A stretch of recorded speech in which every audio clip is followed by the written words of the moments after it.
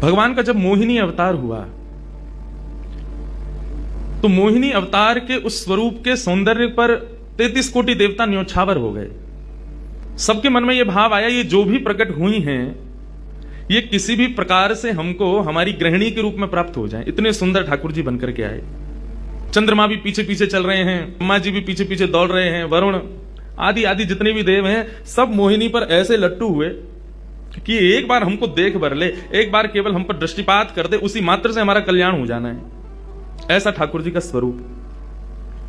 परंतु उन 33 कोटि देवताओं में एक देव ऐसे हैं जिनका मोहिनी के प्रति ऐसा कोई दुर्भाव नहीं था, और वो देव थे सूर्य। सूर्य ने जब मोहिनी के सौंदर्य को देखा तो उनके मन में भाव आया, इतनी सुंदर, इतनी सुकुमारी, इतनी कोमल, इतनी मधुर, सबको तो लगे हमारी पत्नी बने, लेकिन सूर्य को लगे मेरी बेटी बन जाए, मुझे पुत्री रूप में प्राप्त हो जाए।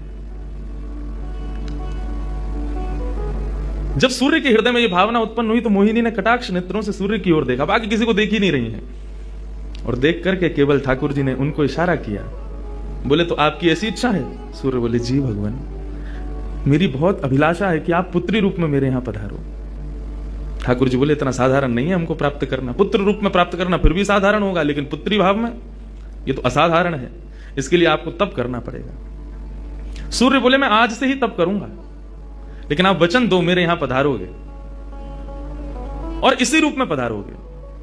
मोहिनी ने कहा यदि मैं तुम्हारे भजन से प्रसन्न हुई, यदि तुम्हारी भक्ति में, तुम्हारे प्रेम में प्रबलता हुई, मोहिनी 33 कोटि देवताओं को मोहित करती है, लेकिन तुम्हारे भजन के प्रभाव से मैं जब तुम्हारे यहां अवतरित होंगी तो मोहिनी को भी मोहित करने वाला रूप धारण करके आऊंगी। मोहिनी जिसने तीनों लोकों को